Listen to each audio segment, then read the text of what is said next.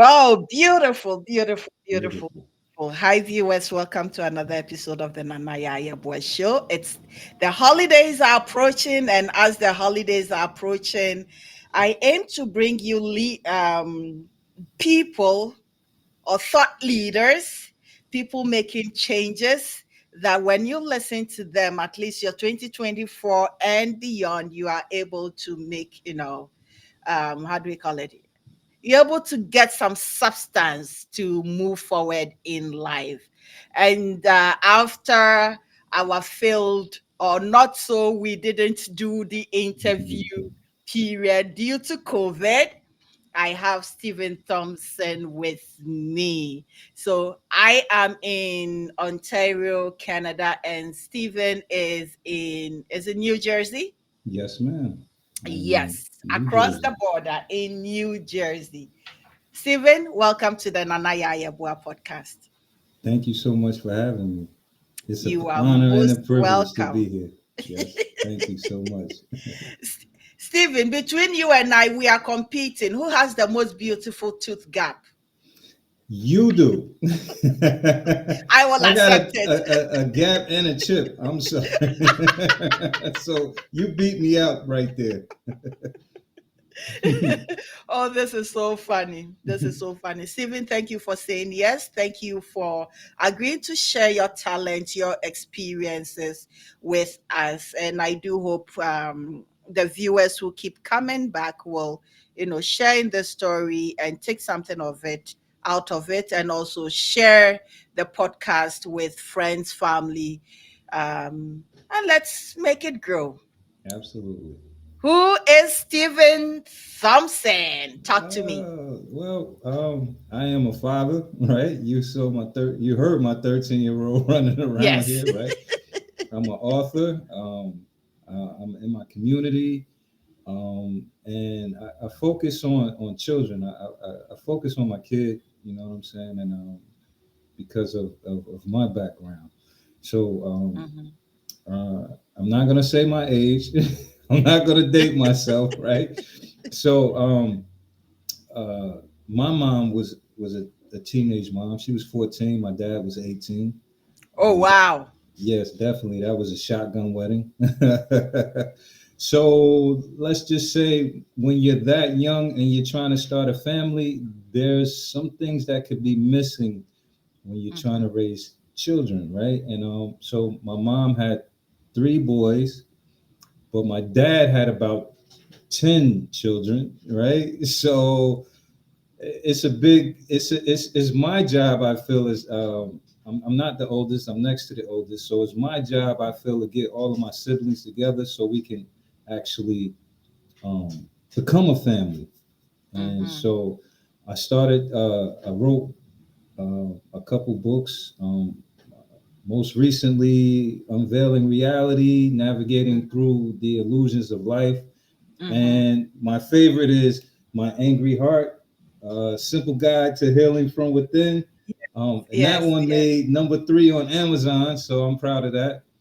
And I don't have my copy yet, and that's the sad part that I don't have my copy yet. I should have my copy, and oh, I'm so sorry. when I I should have do, sent you one. we will break it down. Yeah, we can break it down. Yes. So I'm in a mental health space, um, specifically anger management, Mhm. to deal with my own traumas and my own angers. Mhm. So that's how the book came about. So Because right now we've jumped from your beginning to almost till now where the oh, I'm book came sorry, about. I'm No, running.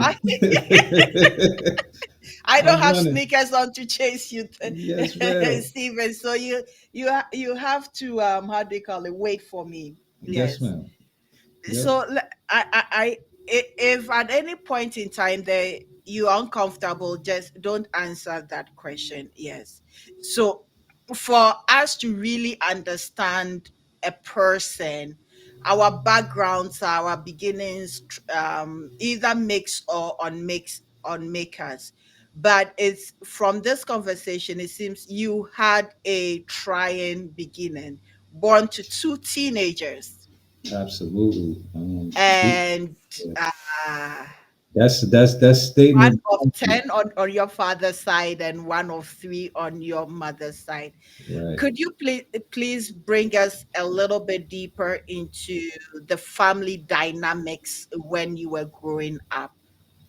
So when I was growing up, like I said, my mom was 14, my dad was 18. That marriage, it was a shotgun wedding. That marriage lasted all but maybe 6 months, right? Until I ended up with my grandma. So Okay. my grandmother, um, she was my superhero, my guardian.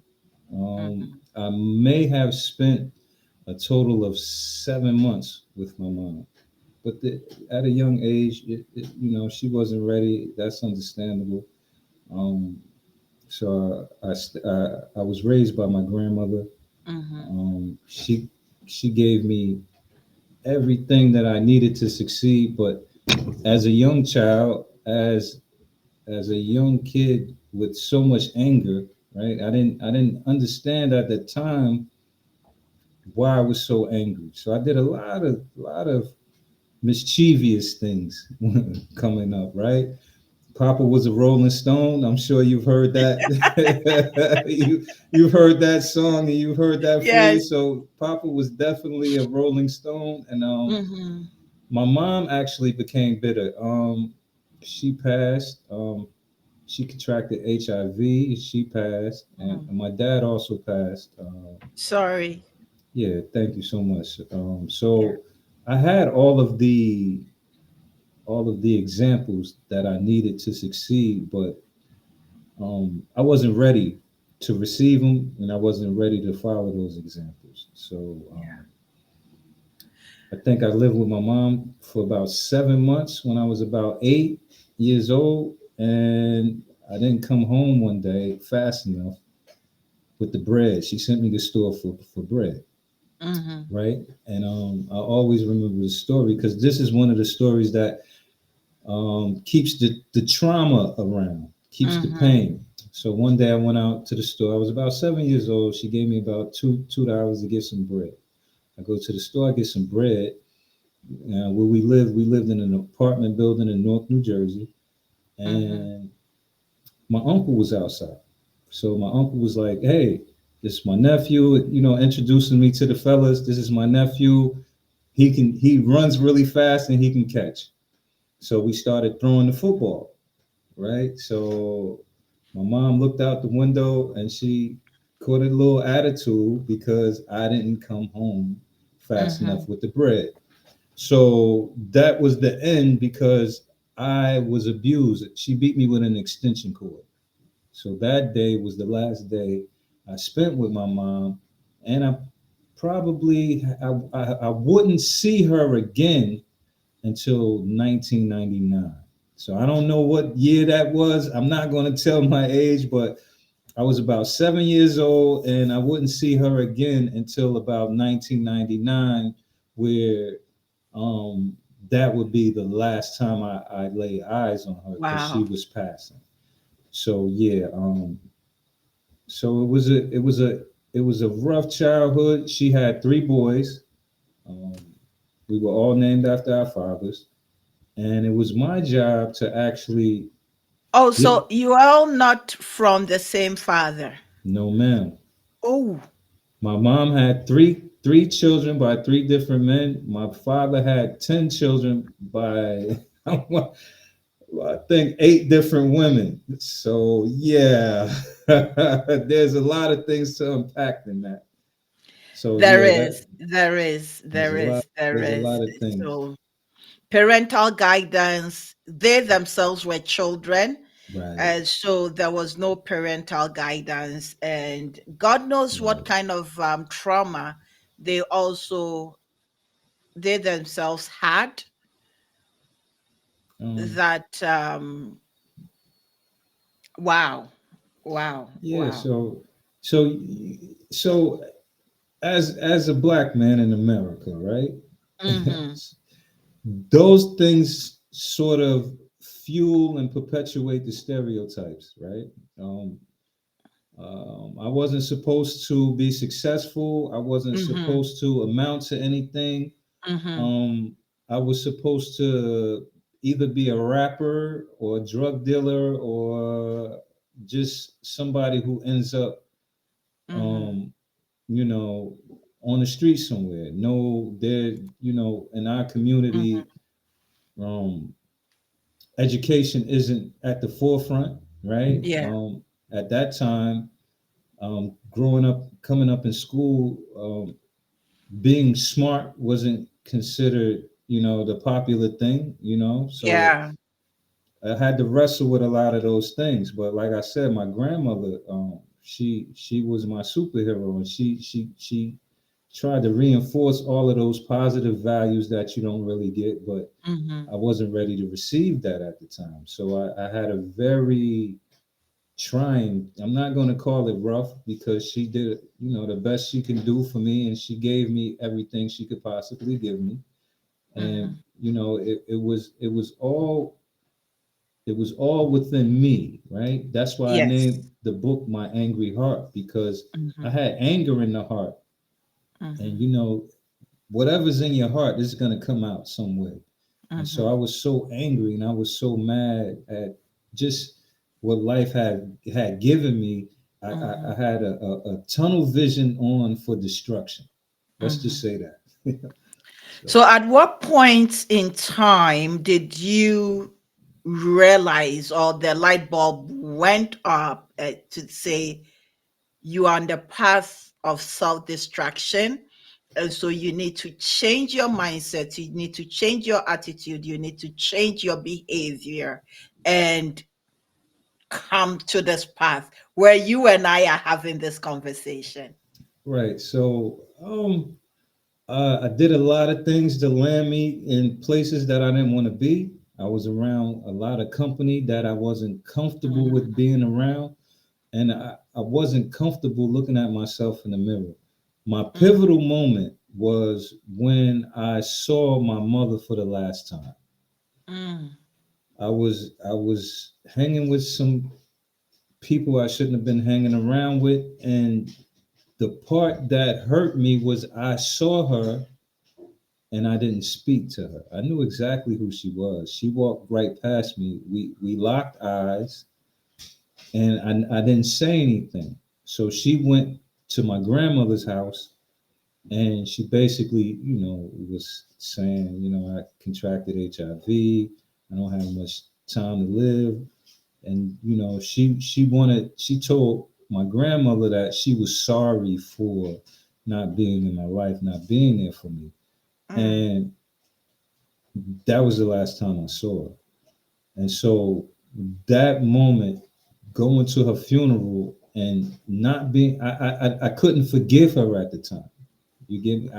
I was about, I think I was about 24 when she passed. Mm. So I didn't forgive her at first. So all of these emotions, all of this trauma, it actually made me take a deeper dive into the activities I was into. So Mm. I was so angry that I just went 100% in the wrong direction. So I put my energy into the wrong things 100%. I just said, sorry if you hear my dog. I apologize. I put myself 100% Yeah. into Mhm. the wrong activities, Mhm. and that landed me in a naughty place for a few months behind bars. And so I had to figure something out. And then Yeah. my superhero, my grandmother, she was about 80 years old at the time. Mm. So I didn't have long With to her. be with her. So I just said, I prayed. And that was the first time I can really remember praying. And I prayed and I said, I asked God, I said, listen, if you let me go home from this, I promise you that I'll do everything that I can Mhm. to not only change myself But the guys that I'm hanging with, I know that because we all had something in common. You know, we Mhm. all come from broken homes. So I said Mhm. I'll try to be that example, not just for myself, but because I knew what to do. You know, I had a lady there who loved me to death unconditionally, and she gave me the tools. I just didn't Mhm. want them. So I prayed. I said, listen, if I can get out of this, right, I promise you. And I know, like, you know, everybody says that in trouble, but I said, I promise that not only will I change myself, but I will change to the point that the guys that I'm hanging with, Mhm. they'll want to change as well.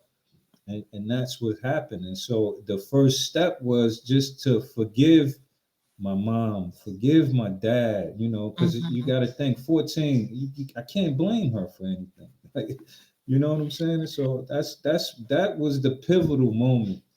I got in trouble, and then the prayer, and it was answered.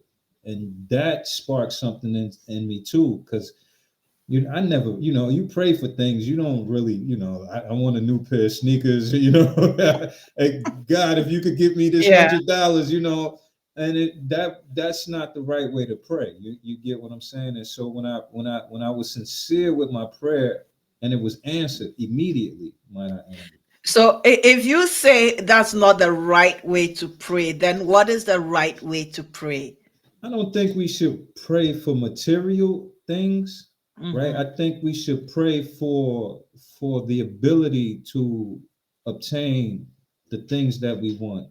So pray for the emotional maturity, pray for the strength, pray for the mental maturity Mhm. to actually attain the things that we want. I think that's the way to pray. And your prayer also had a service component. It wasn't Absolutely. only for you, No. but also to be able to reach Right. those that needed it most. As an example, Right. yeah. Because I think in service to others, Mm-hmm. you you get more gratification Mm-hmm. instead of just wanting something solely for you. Mm-hmm. That's a false sense of security. Mm-hmm. It's a fleeting happiness. You pray for something, you get it, and then it's like, okay, now what? You might be happy for a few days, a few Mm-hmm. minutes, but that's fleeting. That doesn't last. But when you pray and you're in service to others, that's more gratifying than anything. And the more you help other people, the Mm-hmm. more you can gain in your personal life. Mm-hmm. So I think, and my experience has been so far, that in service to others, I'm happier, and I get what I need, and the things that I want. So the more Mm-hmm. I can help you, the more we can help each other, because I think, in my opinion, self service to others is one of the most selfish things you can do, because one of the best feelings you can get is when somebody else says to you, thank you, or you helped me so much. That's really like self-serving to me. I don't know how anybody else thinks, but that's the most gratification I can get, when somebody be like, hey, I got your book, I read Mm-hmm. some of the principles, and like, you Mm-hmm. helped me, like, and that's like, oh wow, that was, yeah, I did that. Yeah, that's why I did it. When really, no, I did it for me, but No, there are how do we call it, people in your how do we call it, who've had traumas just like yours, who need to hear that. And that being said, it doesn't even matter if you're in the United States. You might be here in Canada, you might be in England, you might be on the motherland or in the Caribbean. Trauma is trauma, and many of us have gone through various how do we call it, aspects of our trauma. right. Now, I'm still going to take you back Yes, ma'am. and then bring you forward. Okay. So how did this trauma that you went through, how did it what is the right word I'm looking for, how did it impact you or transform you as a father? Because you have a son, right? Yes. Yes. Its impact on your relationships and how do you call it? You being a parent as well. Well, number one, all my relationships were bad, right? All my relationships were bad, because because of my thought pattern, right? I was everything was me, me, me, I, you know. So when he was born, um, it it was if it maybe if it was a girl, it might have been different, Mhm. but I did not want him to experience life the way I experienced it, right? So I see a lot of me in him, which is scary, which is definitely scary. So, but I try to keep him busy. You Mhm. know, I try to talk to him in a way that, you know, is not too crazy. Um, you know, I don't want to be too hard on them. I try to reward them for Mhm. not, you know, monetarily or nothing. Just a word of encouragement. Just the Mhm. things that I never got Yeah. from male figures. Like I Mhm. always had my grandmother, but Mhm. the examples I got from men growing up were totally backwards. You know, and because it was like I was around children trying to raise other children. You get Yeah. what I'm saying? So I kind of understand like why there would be gang culture and stuff like that because Mhm. of the components that are missing Mhm. from the home and the way, like I said, the guys I hung around, we all had something in common. We didn't have fathers. We had single moms who were struggling. You know what I'm saying? So that component right there made us come together and, you know, we wanted to raise ourselves, but we also wanted to go bring something back home to mom. You get what I'm saying? We Mhm. understood what was going on. So when he was born, it was like, wow, I can't everything that I was into, if it was negative, I just stopped. Because I just had to stop. And you know, it was hard. It didn't stop overnight Mhm. because, you know, me and his mom, we had a rough time of it, like because again, I didn't know what love looked like and I Mhm. wasn't ready to receive it. You get what I'm saying? So I Yeah. made a lot of situations harder than they were supposed to be, Mhm. because of my ignorance, because of my stubbornness. Mhm. So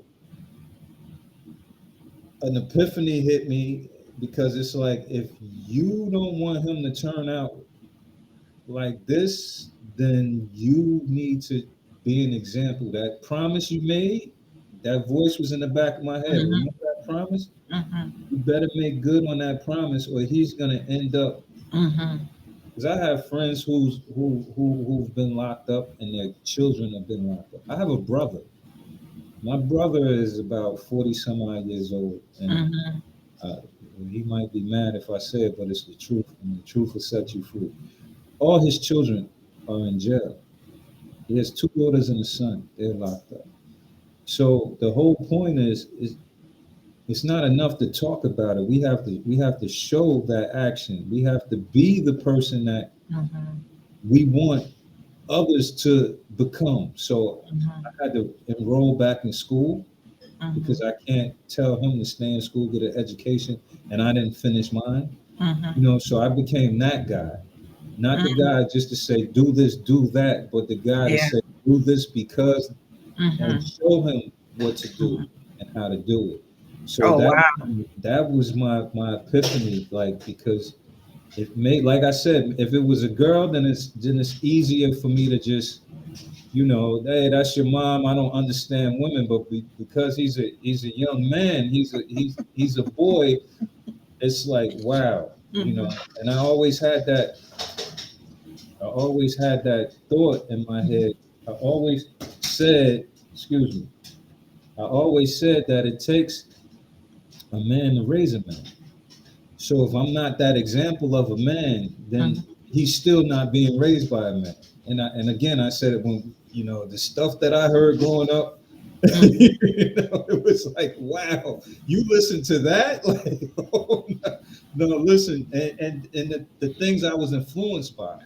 I was influenced by the flashy guys out there, and the fast money, and Yeah.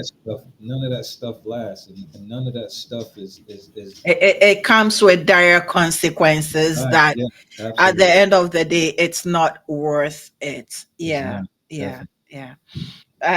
I, I haven't walked that life, or I haven't been through it, but I have seen its effect in, the community that I used to live in, which is very, very, which is sad, which is sad. But like you say, you could talk to and encourage a person, but until that person is ready to change and transform themselves, it goes nowhere, No. or until they hit rock bottom or the Yeah, light bulb goes on. and Yeah. that's usually rock bottom. Like, Trust me, I know rock bottom like it's no tomorrow. Yeah. absolutely. Trauma for Black people is one of the biggest conversations, how it's impacted us. And not only, for instance, African Americans, or say Black Canadians, but also for us recent diasporan coming in and having our children here, or children born here going through the system, also having those kind of challenges, single parents homes and whatnot. So I understand, but I'm glad you pulled yourself out of it, and I'm glad you became this thought leader. Thank you. To Because if you don't do that, how would you have that voice and capability to share that journey with us? Right. Yes. I was going to ask you a okay. So you prayed, and then you connected with the public. You prayed for for transformation, and then to be able to be of service to people. And so far, how is that journey? How is it like? I know we've connected. We having this conversation. It's Right. part of it, but Right. on the larger scale, how is it like Um, for you? it's a work in progress. Mm-hmm, So, the first part was to forgive myself and to forgive everybody else around me and to stop being a victim, right? mm-hmm, And that message is easier said than done. You mm-hmm, get me? And the second part of it is just to I'm of service. I volunteer wherever I can. I donate books wherever I can. I talk to the children whenever I can. mm-hmm, Um, but mainly, I try to just live my life the way that I talk about it, right? Um, so on a Sunday, you might catch me in church, or you might catch me at a food bank or a food drive, just volunteering my services. Like mm-hmm, it's just we have so much built up anger and pain that it's hard for people to first, like you said, you have to be ready for the transformation, mm-hmm, right? I got a bunch of free resources, mm-hmm, on my website where people can go and they can look up stuff, because I don't really, I don't do it for the money, mm-hmm, so um, I got a bunch of resources where I just give things out for free, mm-hmm, and I mainly, like, I pour into my son. mm-hmm, I pour into him, mm-hmm, his friends. You get, so that's a nonstop, a never ending supply of young people, because mm-hmm. you can imagine the stuff that they talk about, the stuff that they go through. And Yes. so, like, I keep him active in sports. So, Mm-hmm, so he plays football. mm-hmm. He's in the eighth grade. He'll be going to high school next year. Yeah. So it's just, I just try to keep him focus, which keeps me focused, which Mm-hmm. which so I'm like you. We talked about, it's like the way I write. I wake Mm-hmm. up, if I feel something, I write it down. I try Mm-hmm. to, compose it, and I try to put it into something useful Mm-hmm. for him. Mm. That's why I started writing books, because it was for him. So You answered my next question. okay, yeah, right. So see, we on the same track. We running at the same speed. So I Yeah. started doing things Mm-hmm. because it's like, if you don't get it now, I put it in a book. So when you're a little older, then you can just open the book and you can see, oh, okay, this is what he meant by that. You know what I'm saying? Mm-hmm. Because I'm just a work in progress. Like, I'm not perfect. I'm not going to try to pretend to be perfect. That's why I won't get my tooth fixed yet. You know what I'm saying? It was fixed, but the cap came back off. So I just like, you know what? But it's The dentist didn't do it right. no, I didn't do it right. So Mm-hmm. I just try to do most of the stuff that I do. I do it for him, so that way he can have an example, a live working example Okay. of Your what it video takes just to froze. to do Ste- to do what I do, and Stephen, you are it frozen. did. I Okay, just saw that. you are back. Okay, hold on. Yes, ma'am. Okay, Am I back? yes. So Okay. if you don't mind, Oh, I'm sorry about that. So it's yeah, okay. I'll have to kind of cut that go part ahead. and this part out during the editing phase. Oh, That's okay. yeah. Sorry about Hmm. that.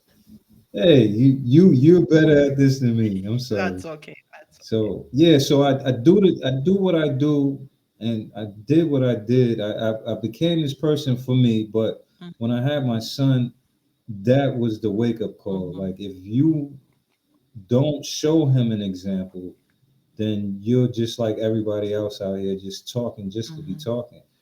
And the thing that scares me is that it's so many influences out Yeah. here that if I don't keep him on the right path, if I don't show him, like, yo, stay in school. That's my big thing. Stay in school. So I had to enroll in school. Mm-hmm.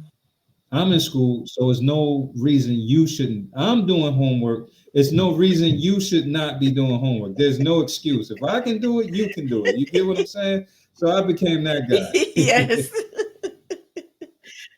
I became him So what are you 100%. studying? So I'm a business major with an emphasis in Oh, nice, accounting, nice, and nice. then I plan on getting my master's. Oh, So woo, uh, woo.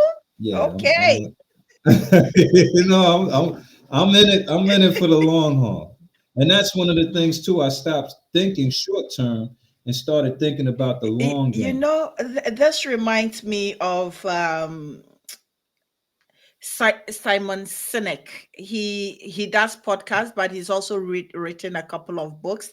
The game of it's not called the game of life, but thinking in finite and infinite ways. That if Right. let me see if I can easily pull it up right now.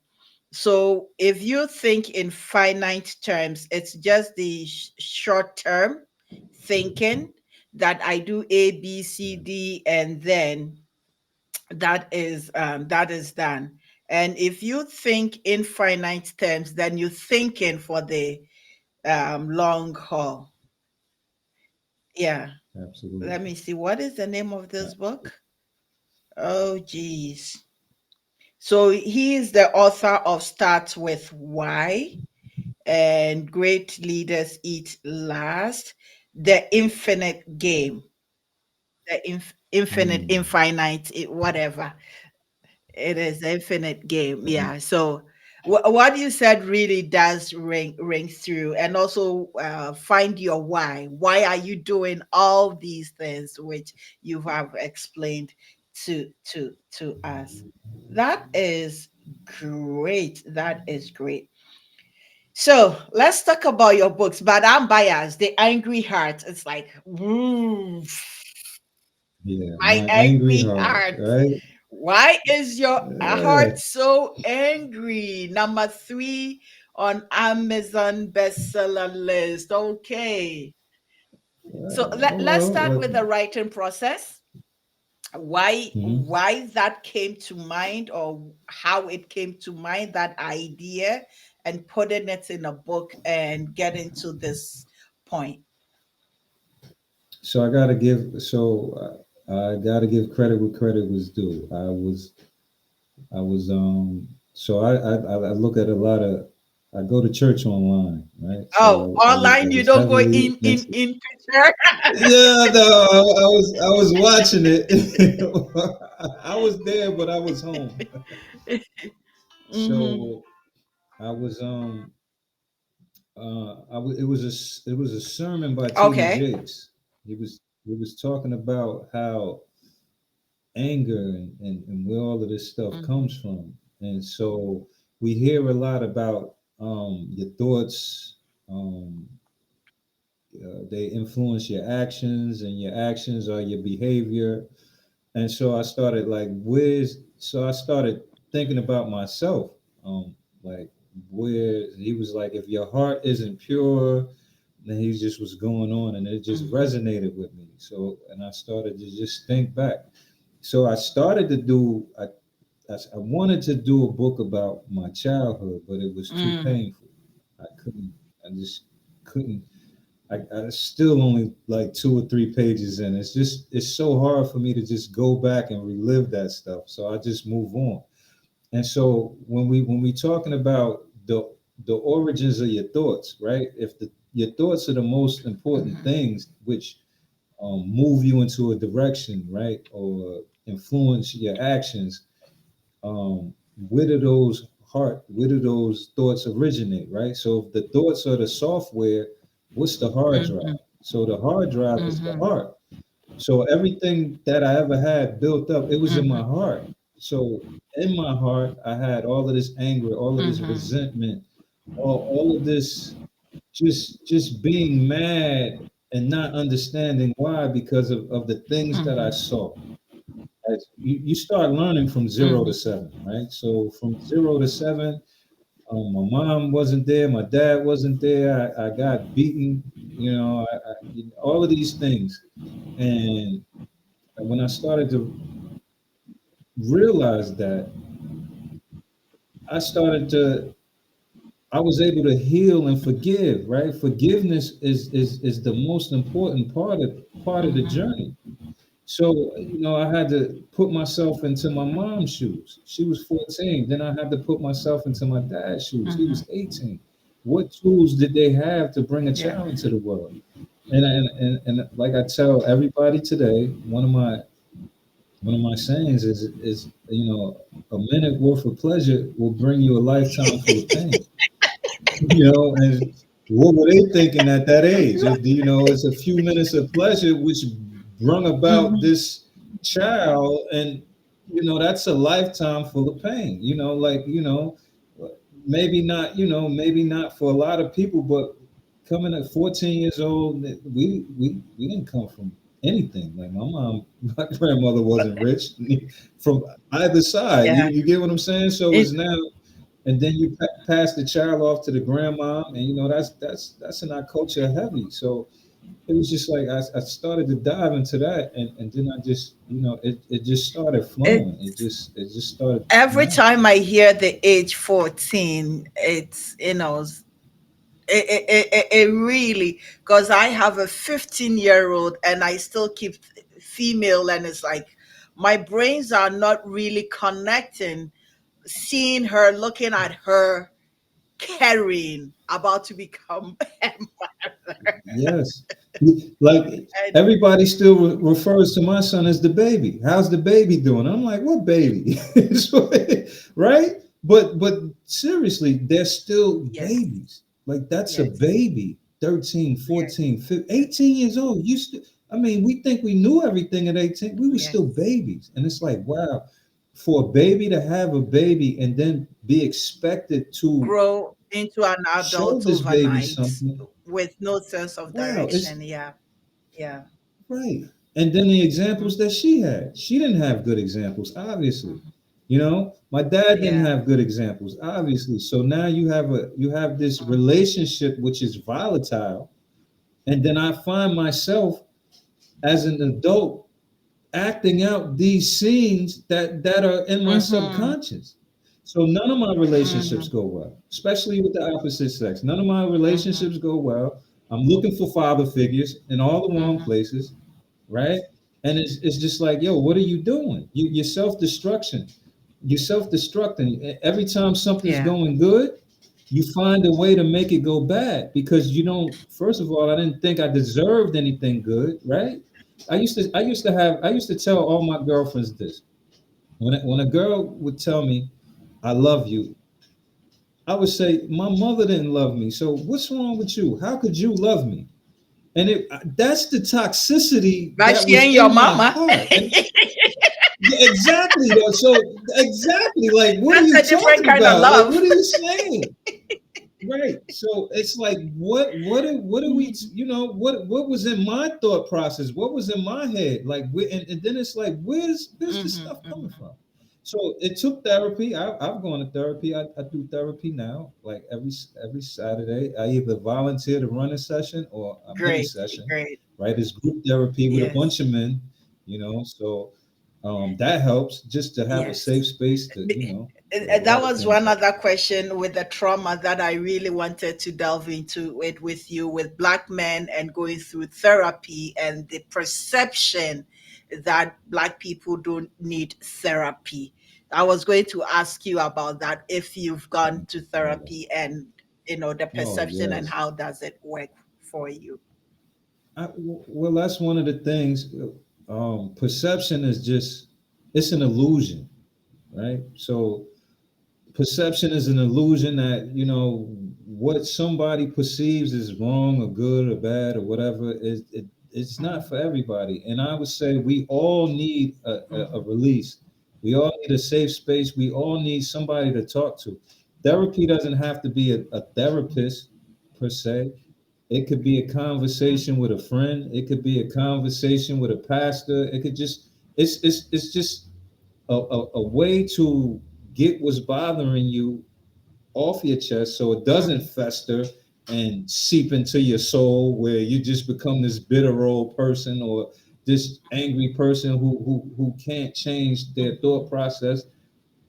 I would say therapy is one of the best things you can Mhm. ever do because not only do you get to tell your truth, you get to hear people who are going through some of the things Mhm. that you are. Like we go through so many of the same things, but we also feel like we're isolated Mhm. and alone. Like this is only happening to me, and or this only happens to me, and we get into that thought process, and it's like no, everybody's going It's through true. something. It's just a Mhm. different way. You know what I'm saying? And we all deal with it in different ways. Some of us deal with it negatively or aggressively. Some of us deal with it passively. But if you can get Mhm.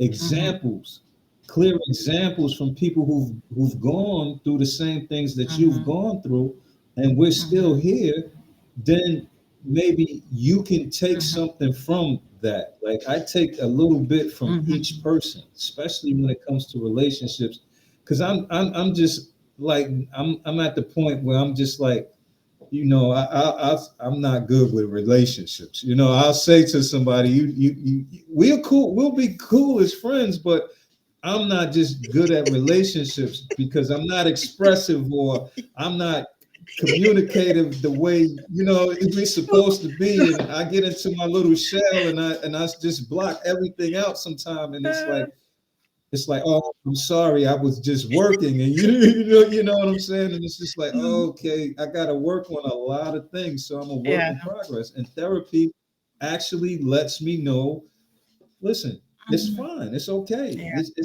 you're human, I you're human. think what the other thing I'm also getting from this conversation when it comes to therapy and the self is that you're also rediscovering yourself in the process and weeding out the bad, so to speak, or the parts that has how do you call it, caused you so many challenges, and inputting new and fruitful habits into Right. into you. So Right. I'm not sure. So what are some of the coping mechanisms that with when the black men meet, you know, what are some of the coping mechanisms when it comes to either personal relationships or when it comes to, children, raising children, do they share? Right. But I haven't still forgotten about the angry heart because we diverted. We'll go Okay. back to that.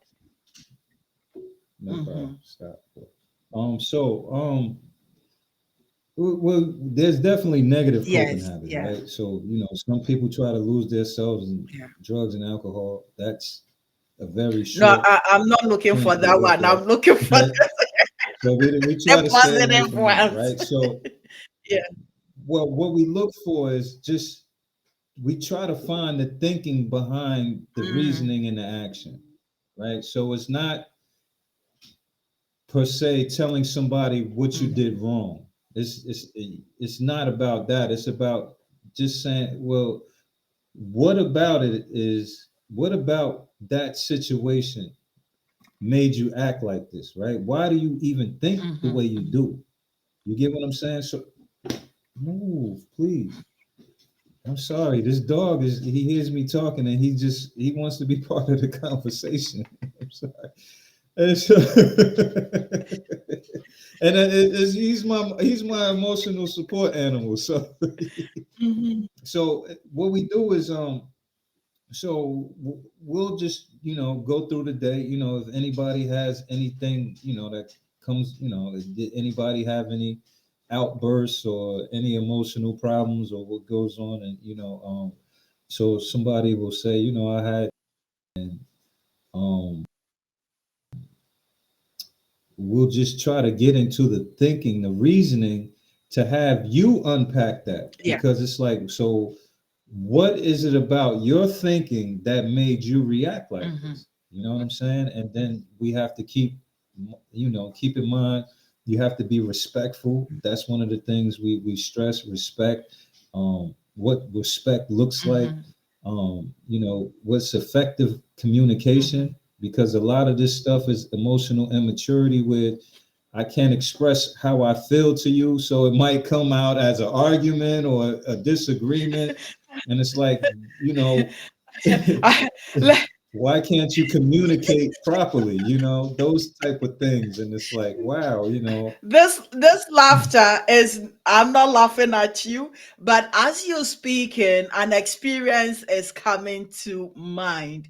Somebody who also had a lot of trauma in their childhood, and sort of involved in a relationship with me. The relationship is hmm kaput because of because kaput. because of communication, how we communicate. I'm a communicative person. I want to hear, Right, and when you say, I want the intention behind it. I want to break it down. Where is it right, coming from? From a good place, from a bad place? If we need to work on right, it, I often say I right. don't want to psychoanalyze, but I tend to dig deeper to find out where it's coming from, so that if it's a problem that needs a solution, we can figure it Absolutely. out. And that's the biggest barrier between us, especially as Yes. men. See, I think as men, we've been conditioned to suppress our feelings. We've been conditioned to not show emotion. Like you said, therapy is wrong. Oh, I if didn't I sit say, here I and I, said the perception. not you. No, the perception of therapy is being wrong. If a man shows his emotion, he's not a Man, real yeah, yeah. man.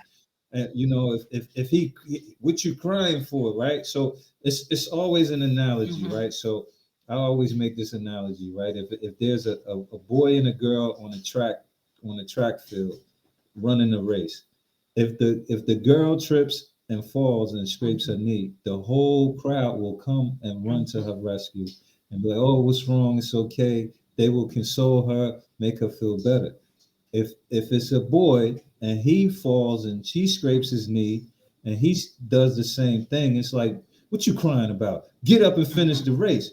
And that's part of a deeper issue. So as men, right? 90% of our relationships come down to just being able to communicate what are you really Mhm. feeling, right? Because anger is just the tip of the Mhm. iceberg. Anger is what is it's easy to manifest into Mhm. anger when you look under the surface, the iceberg is way huger than the Mhm. tip. The tip is just what you can see. So what we try to unpack is what are you really Mhm. feeling? Because you can't be mad at somebody for saying Mhm. good morning. You get me? Good morning. What's so good about it? Like that's you're not mad Mhm. at because this person said good morning. There's a deeper rooted issue that you're not Mhm. acknowledging. Maybe it's an Mhm. insecurity. Maybe it's a financial Mhm. thing. It's deeper Mhm. issues than that, right? So communication is that's 90% of the journey. If you're able to say, you know what, Mhm. A, B, C, and D, I don't know what I'm going through, and that's Yes. fine. Like how many guys are we every it's like I was triggered by a Mhm. dog. And it's like, was it really the dog? And it's like, no, it was probably the dog was getting more attention than I was, and I felt you Mhm. get what. So, but that's a step, that's a process to take to be able to feel comfortable to say, no, no, Mhm. yeah, I'm sorry, you look gorgeous today. Oh, You thank get what I'm you. saying? Yeah, absolutely. I was And it's waiting like, for that. yeah, Thank you. right, absolutely. But Yeah. you'll say, "Why don't you compliment Mhm. me?" Or "Why don't you say I look pretty?" And it's like, "I show you pretty." Or Mhm. no, sometimes we need to hear Mhm. that. So to effectively communicate, you have to listen as well. And a lot of us, we listen to reply instead of listen to understand and communicate. You get what I'm That saying? is So I huge. know from firsthand. I know from firsthand. I told you I'm not good with relationships. So a lot of the times it's like I'm listening to just to have a reply. As soon as I hear something that I don't like, I don't even let the person finish. So that's something I had to work on. You get what I'm saying? Because you speak, then I speak. You get what I'm saying? And that has to be something too. Like, okay, go ahead, finish your sentence. So let me understand where it's coming from, because a lot of things are Yes. perception. And when we perceive the wrong thing, then the wrong actions come, and then there's consequences behind the wrong actions, and then we're in something that we didn't even plan to That be in. is true. That is true. That is true. So you have a couple of books out. Yes, I do. So let me see. I think I can pull them up here. Oh, geez. This computer is, No, it's fine. Take your time. Well, my proudest two, yeah. right? Okay. So let's talk about, take us through the My Angry Heart. Right. So my angry heart, right? So like I said, you'll hear a lot of things about talking about. I think the key words now are people talking about your operating system, your thought Yeah. patterns, right? Mhm. So I wanted to go deeper than that, right? Because I guess yeah, you're right about um, your thoughts are the things that move you to behave in a certain way, and those behaviors, whether they're Mhm. received, will put you into a Mhm. pattern, right? So for a baby, if a baby cries when it's hungry and you feed it, then the baby will always cry when it's hungry, Mhm. right? So the heart, is the hard Mhm. drive for where these thoughts derive for me, right? Because I was so angry, and like I say, as a man, I was taught to suppress my emotions so much that you start operating on autopilot Mm-hmm. without even Yeah. knowing. Like, so certain words can trigger a person, certain scenes, certain Mm-hmm. objects. And so not only you can't just change your thought pattern without changing your heart. If you got hatred in your heart, it's still going to Mm-hmm. show in your life at some point. So I had so much hatred for Mm-hmm. me and my situation that it I would change the way I think. I would, I would get all of the guru courses and listen to everybody, but there would still be that one time where something triggers you back into your old Mm-hmm. habit. So I was like, this stuff is not working for me. It's not about just listening to the positive affirmations. It's not about just saying the words. It's about doing the The action. activities. You need to add that. It's Yeah. the action. And if the thought, like the thoughts, there was no actions to attach to these thoughts. There was no alignment. So when I dig deep, I had to heal from that trauma that was buried. It was buried in my Mm-hmm. heart, right? I had a hatred for my mom. I hated If her you leaving me. hated your And mom so much, then that means mainly all the females that come into your life, in exception of your grandmother, then that hatred is carried on. exactly. And I hated my grandmom when she passed. I hated her for leaving me. I hated that because like, how could you do this? How could you leave me? I was so depressed when my grandmother died. I didn't speak to people for three Oh, whole wow. years. I didn't speak to my best friends. Didn't know my grandmother had passed because I didn't talk about it. That's how. That's how much anger and pain I had buried inside Wow. of me. I didn't. My best friend. He asked me one day. I'll never forget. He asked me. He's like, "Yeah, man, what's up with your grandma? You haven't spoken about it." Like, I was like, "Man, she passed 3 years ago." He said, "What?" Wow. And he started crying and breaking down. Like, why wouldn't you tell me that? That's because it's too painful for me. Yeah. You know. And again, it was this whole thing about not being able to show Hmm. emotions, suppressing all your feelings, and I had to start to let that stuff go. And when I started to let it go, it was like a weight lifted Yeah. off of me. So and then so all of the negativity went out, and I had nothing but love for everybody. I started calling people that I had grudges Yeah. with. I apologize to you if I did anything wrong to you. I started doing stuff like that, and it was just like, wow, that's that stuff that was built up inside of Yes. here. It was just forgiveness and gratitude. Like, I'm not supposed to be here, right? Mom 14, dad 18, no upbringing. My grandmom's 80 years old, darn near. It's just it was so many factors against me, right? My brothers by on my mother's side, they're career criminals. You get what I'm saying? Career criminals, and still, when I speak to them this day, they still talk the same stuff that they talked 10 years ago. And it's just like, yo, something's got to change. If I don't become the change, then nothing's going to change. So my angry heart was just that, my angry heart, a simple guide to healing from Mm. within. And this is just like, you have to forgive, you have to move on, you have to have empathy I think one of the lessons I learned was that if you forgive, you don't forgive for them, you forgive for yourself. for Yeah. myself. Yes. And I don't forget. I remember everything. I have a memory like an elephant. It's like and Yeah. people to this day, and it's like, no, I remember what happened, but yeah, I Mm. forgive you, man. Even if it because you probably think it was my fault. I probably think it was your fault. It doesn't matter whose fault it is. I'm sorry for whatever pain I caused you. and however it caused you, what it caused you, I apologize. Whatever I can do to make it right, I'll make it right.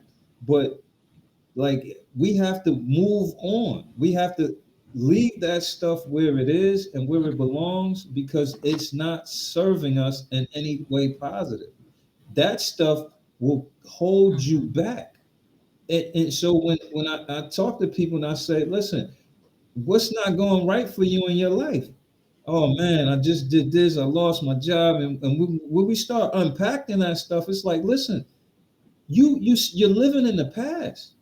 Everything is about the future, Yes, right? yes, The words I just spoke, that's in the yes, past. We have to leave those words there and we have to move on because if you continue to go back there, you're going to continue to get the results that you've yes. had. And I'm not saying I'm this big, I'm not this big successful guy, I'm successful in my Mhm. eyes. That's all that Yes. matters, but it's like I can't have my son living in the past. I can't have him because I know when he was born, I had a lot of stuff going on with me. You know what I'm saying? So all I can do is listen, man, don't. And I see a lot of me. Like when he's playing football, I see, ooh, oh my gosh. Sometimes I had to pull, sometimes I had to go down to the sideline and be like, yo, come here, let me, listen, that's not Mhm. acceptable. I get it, Mhm. So it was one time he hurt his back, and it was on a dirty play, Mm. and he has a lot of pride, right? Mhm. So they game tackled him. He hurt his back, and I knew he wasn't going to come out the game. So the next play, he actually went looking for one of the guys that tackled him, and he put a big hit on this guy. Right, he leveled this guy, and after that play, I had to pull him to the side and say, "Listen, this is the game you chose to play, right? If you continue to play like this, you're not only going to hurt somebody, you're going to hurt Mhm. yourself." That play happened. Yeah, it was a bad play. The refs didn't call it. That's life. You got to move on from that, or you're gonna hurt yourself. You're not gonna hurt this person. You may hurt them, but you're gonna hurt yourself more because now you can't. You're not in the game. Your head's You're not in looking the for game. You're, revenge. you're looking for revenge, and revenge is not. It's not for you. Leave that to the man Mhm. upstairs. Revenge is not for you, Mhm. man. So come sit down for a second, coach. You need to sit down, because that's not and that but that was Mhm. me. And that's why I could recognize it, like, nah, he hurt. And I said that to my friend, like, oh, he Mhm. hurt. And I felt like running down on the field, and yelling at the referees, but it's like, what are you going to show Mhm. him? So if I'm not, it's like, yeah, I spoke to the ref like, yo, ref, that's a bad play. You need to call that. But more importantly, it's like, yo, you have to let that type of stuff go because people are going to do things to you that you're going to feel that's unfair. And yeah, they may be unfair and illegal or just downright dirty, but you can't focus on getting that person back because you're letting your team Mhm. down. You have to learn to rise above. And a Right. lot of times in life, I can tell you so many experiences that I have paused and I have really kind of thought through a whole lot and not open my mouth. And that's emotional maturity right Stephen, there. Right? because if this girl Emotional opens maturity. up, woo, And that's the best way to handle it because we're human. And I said, I tell my counselor, I said, listen, the stuff that's in me, it's not going nowhere. And then when I first started therapy, right, a lot of stuff was showing up in my life. mhm, And that was only because now I'm aware of this stuff. And I said it to him. I said, listen, a lot of this stuff is showing up. He said, because you're aware of mhm, it now. mhm, He said the best thing you can do is be mindful of it, and that's great because you're becoming mature. So, like you said, like some things, it's just like, you know what? Let me sit on my hands and keep my mouth shut. I say, let me swallow my saliva. Let me bite my That's it. tongue. That's the best thing I can do. Because if I don't, whoa. And I tell people that, we all have sides to us. When Right. sometimes you think I need to react, I will not react. I will go, because the reaction, the magnitude of it will be like a hurricane. I will mess Right. up the whole thing. So I've learned Yeah. to walk away a lot. And that actually began with me digging and actually knowing myself as a human being and Right. asking, is it worth it? I look at the pros, the Right. cons, is it worth it? Is there another Right. time and place to, deal with this thing or acknowledge this thing or work with this thing or talk to this person about this thing? So I have Yeah. something will happen and somebody will say, oh, you need to address it. I'll look at it, it's like, you know what, it's not worth my time right now. Right. Right. Maybe later on, when I'm thinking more rationally, when I'm That's not strike one. emotionally. Right, exactly. Right. When I'm not emotionally attached Yes, to the yes, situation, yes. yeah, maybe we can, if it's If worth it. it's Like you worth said, it. some things Yes, are just not yes, even worth it. Like, yes. and then sometimes if I think, and I'm put myself in your shoes, if we have a disagreement, and I put myself in your shoes, a lot of times now I feel sorry for people. I say, listen, you got a problem with me, that's your problem. It's not my problem. You don't like me, that's not my problem, and it's not my business why you don't So, like me. It's not my problem. That's your so problem. this You is know. one of the biggest things. We didn't add it to this conversation, but um, Hmm. racism, mental health, and these conversations. And I really w- love us to touch a little bit on that, because aside from our personal relationships, there's also relationship with the wider world. I would say I'm a black woman in a white space, Right. and Right. maybe more so our where we reside as black people, you being in America with Black Lives Matter being at the forefront and black men really being whatnots, and me being a black woman here in a little white town, and perceptions of black women, the angry black women. Yeah. Angry black men, angry black Angry women. black people. Period. Right? We just so angry for no reason. It seems too. Right. Yes. Uh, so it makes me question this part of the conversation, that for leadership, black leadership, in your opinion, how do we go about a lot of these challenges of black leadership, transformative and thought leader? How do we go about a lot of these challenges, and how do we deal with some of these challenges, so that the youth or people who haven't, are having challenges in with these experiences can learn one or two things from it? Well, like I said, a lot of things have to be addressed through empathy, right? So if, like I said, if you don't like me and you don't know me, that's a you problem. Like that's a serious problem for somebody to have a preconceived, as pretty as you are, as gorgeous as you are, for somebody to have a preconceived notion about who you are before even, excuse me, talking to Mhm. you. I'm sorry, I had COVID earlier, right? Before even speaking to you, that's a deep rooted problem that they have to deal with.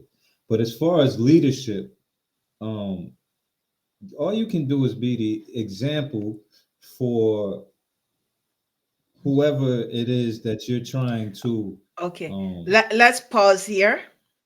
I yeah, will edit please. it. I'm sorry. Yes. Thank you. I'm I'm sorry. I both have the a damn COVID nose, but virus, leave it on. and it's coming out.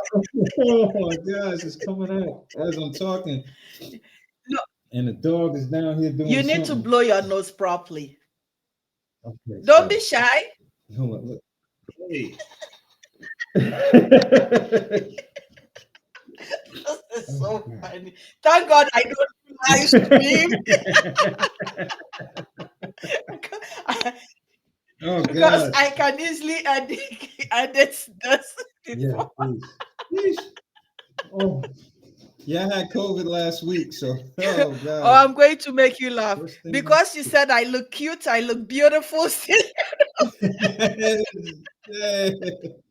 I got tears coming out my eyes. Everything's this right now. Oh.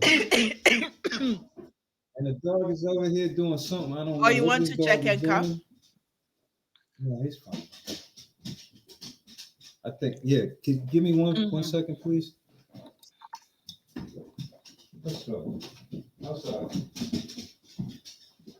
Let him out. Outside, please. I can't have you making all this noise. Go outside. Oh, that's what it was.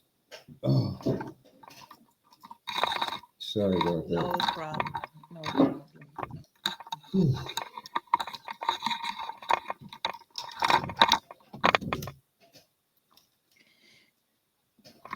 My son is down here with food, and the dog is going crazy. That's what it is. Jesus Christ. One thing is another, Most but definitely. I'm up for Most it. definitely. Yeah. So we were talking about Black leadership, challenges with racism. Yeah. Right. Um, Racism. So a lot of times I talk about microaggression Yeah. in the workplace. It's some of this stuff is inherited in people and they don't even know where it comes from. Because it's stereotypical behavior, I think images we see in the media. your screen, you're not My shorter. screen is, oh, I'm shorter. Yeah. All right. Hold on. There we go. Mm-hmm. Still short. You're frozen, are you? Okay. Move up. Okay. That's Yeah. better? Much better. Hmm. Okay. So a lot of this stuff is I think it's deep rooted biases that a lot of people don't even realize they have. Um, we get a lot of negative images in the media, right? A lot of preconceived notions. They always show the worst Hmm. part of us. Um, and if you're the type of person who just would judge a person without having a conversation with them, then that's something you have to unpack, right? You would have to unpack that and see why you put all black women or all black men into this little Hmm. box, right? And a lot of these things are microaggressive behaviors where people don't even know where they come Yeah. from.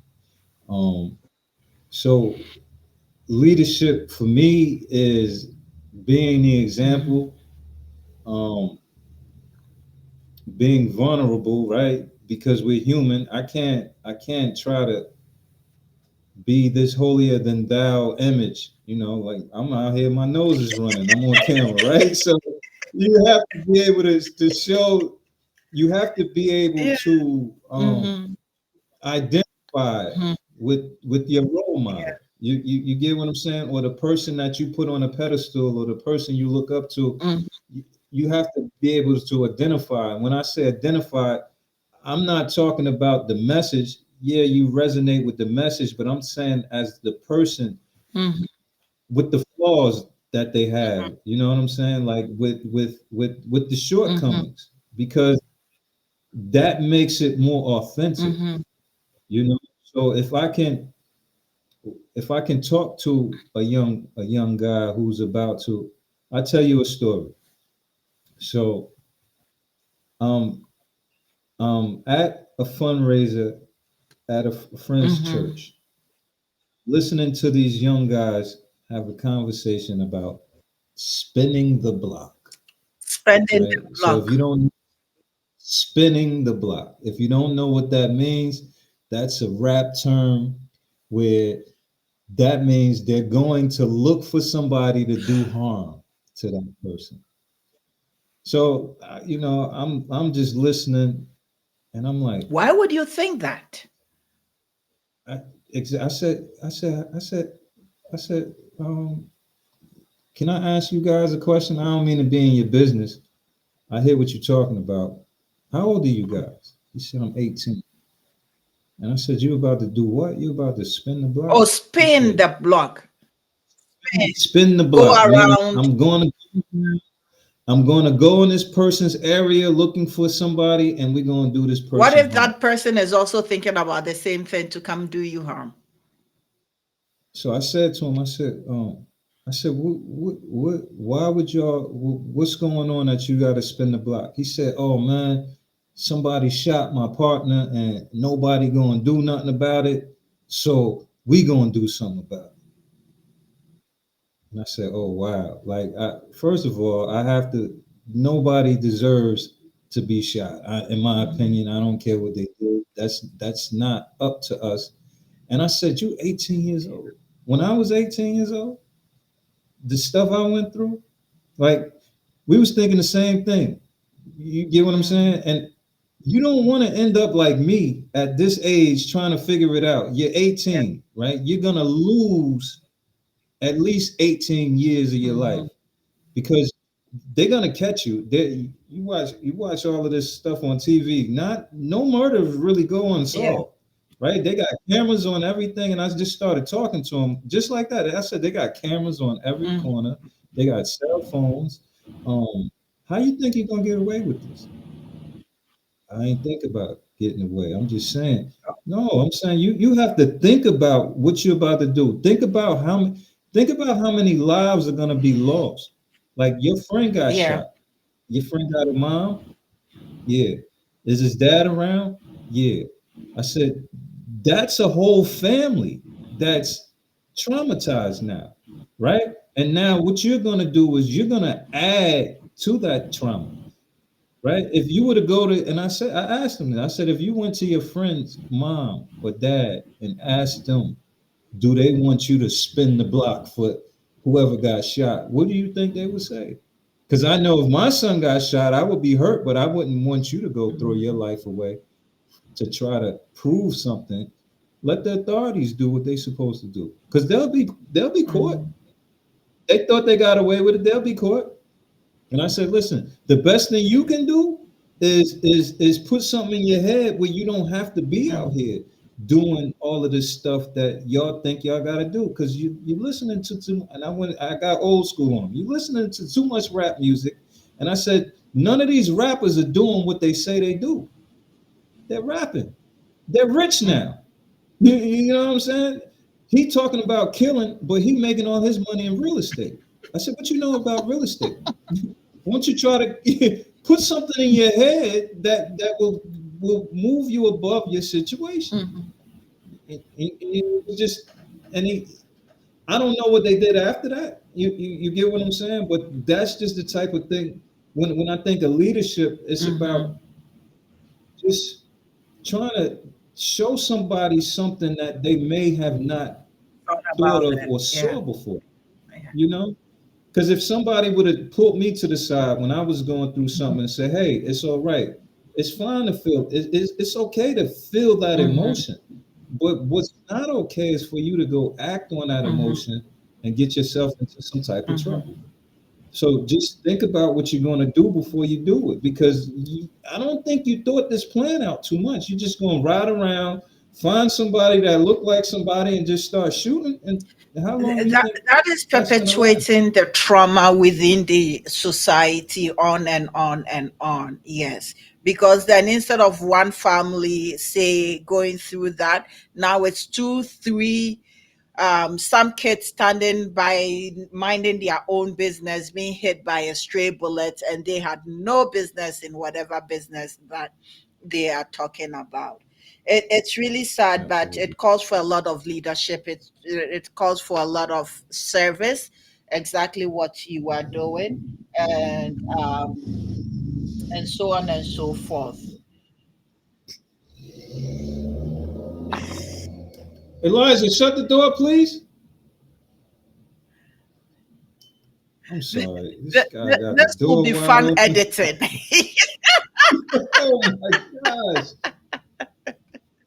This will Jeez. be fun editing. I don't worry. That's why I say it's more of conversations, so that Yes, ma'am.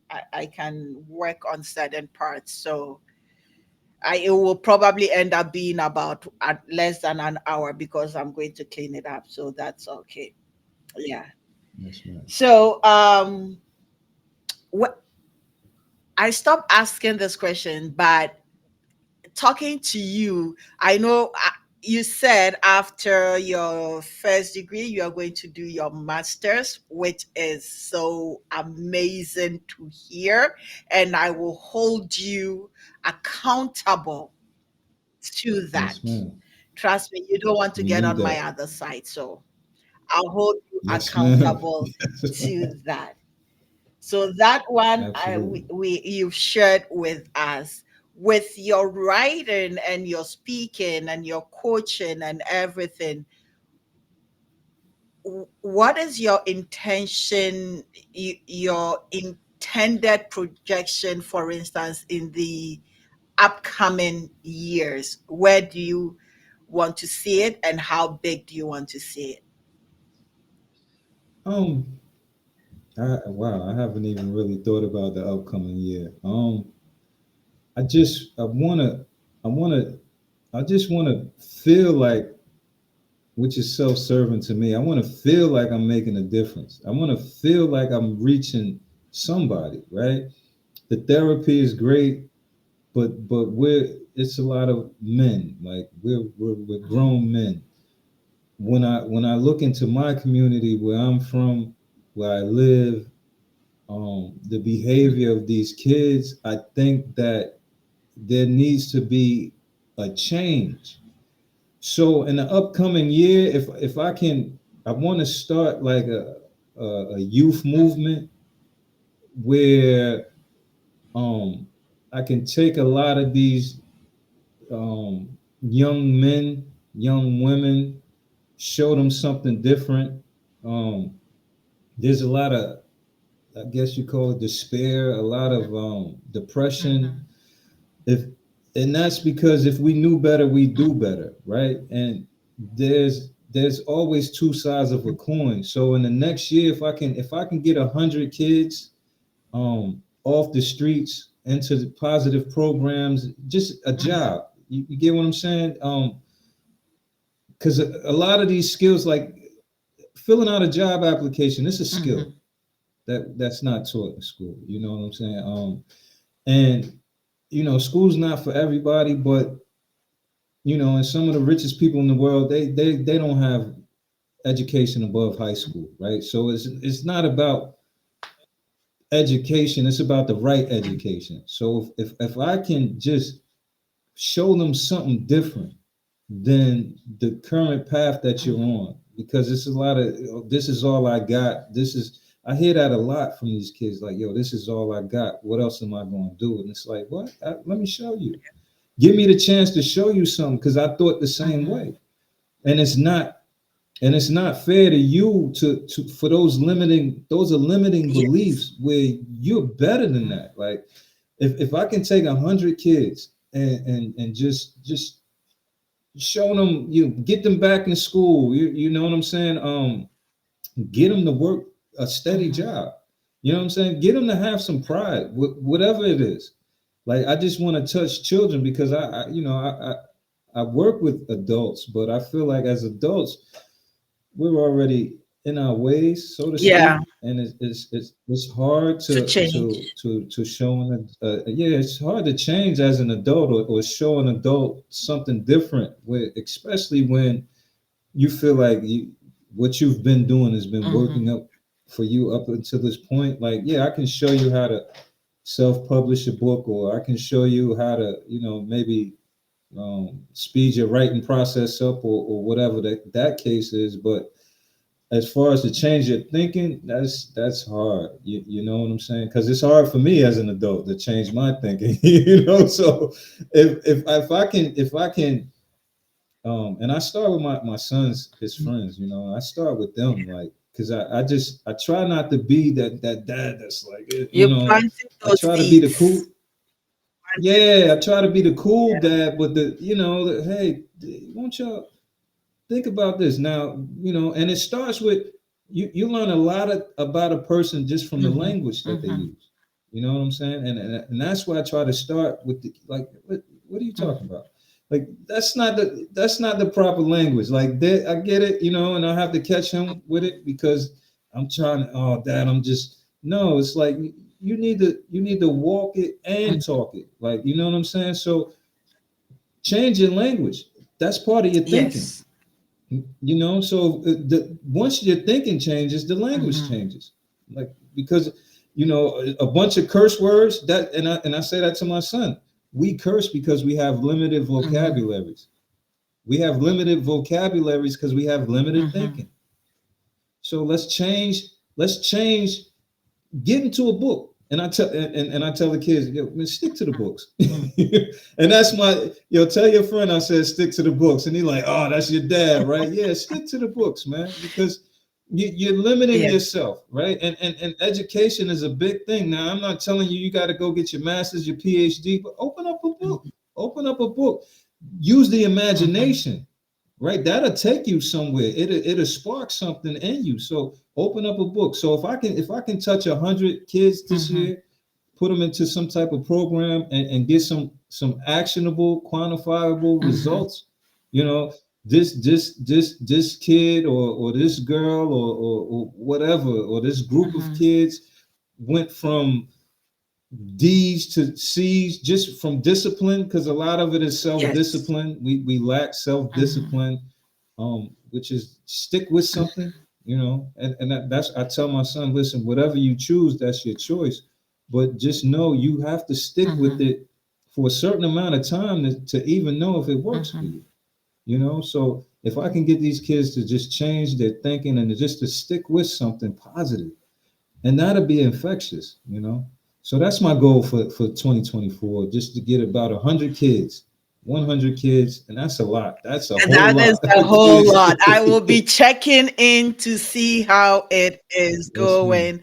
I I know I know you'll do it. You set the bar as high as you can, and even if you don't get there, but you are close to Right, there, it is better than nothing.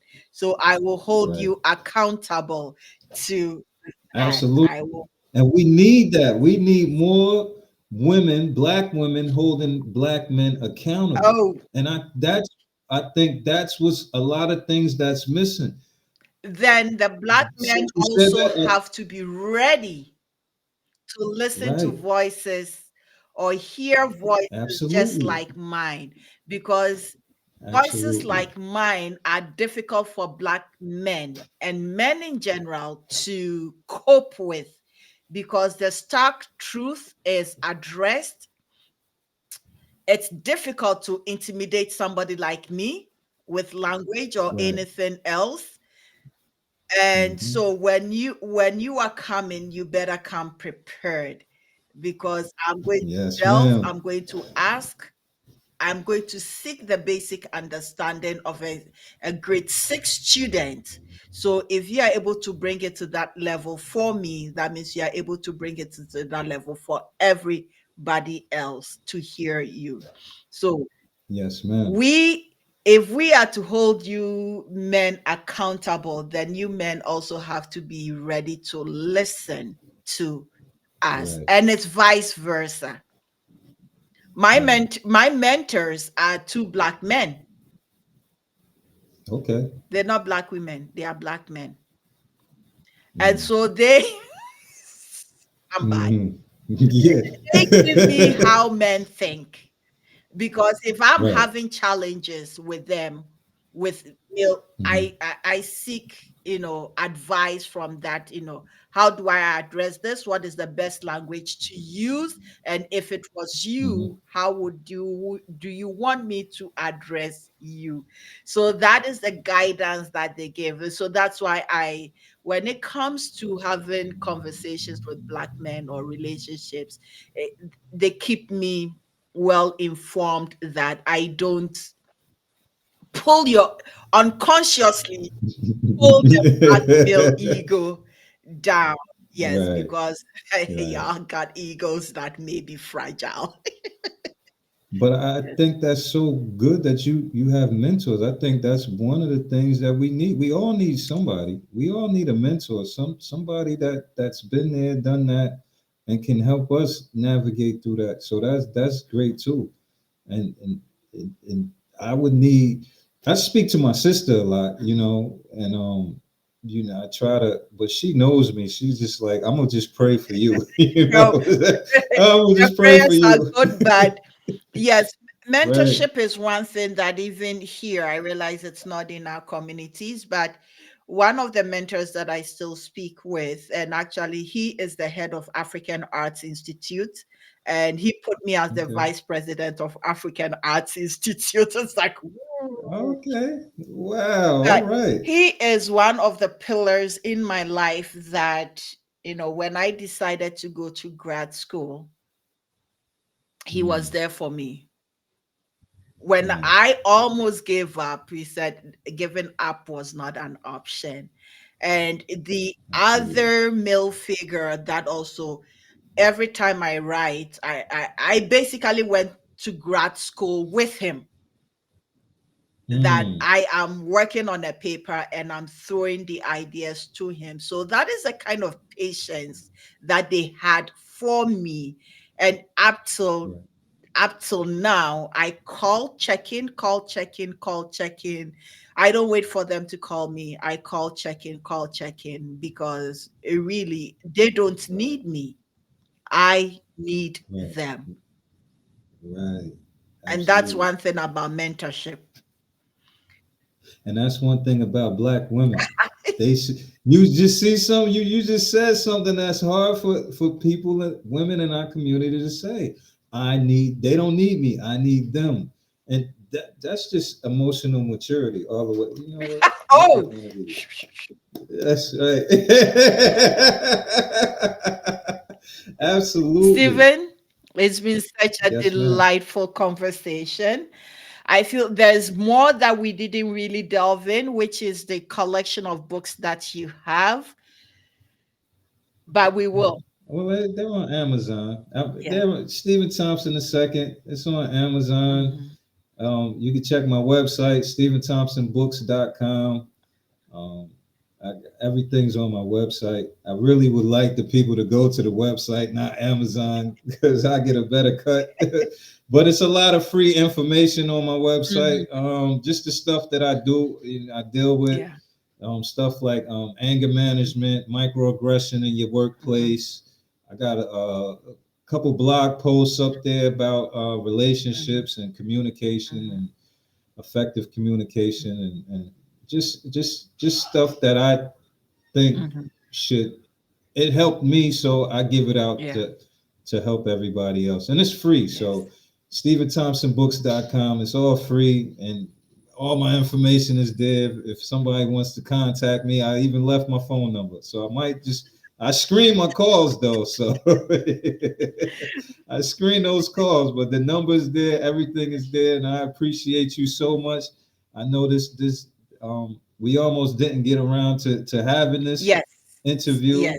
I am glad we had this. Like I said, when I first contacted you, you have a beautiful spirit, Thank you. and you were so radiant and genuine that I'm so glad I did this. Thank you. Thank you so much for having me. Thank I you. appreciate you. I appreciate.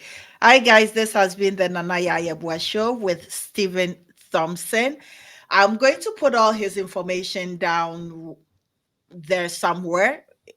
when you watch it on YouTube, so you could actually have direct access and link to his website. Thank you for tuning in. Thank you for watching once again. Thank you.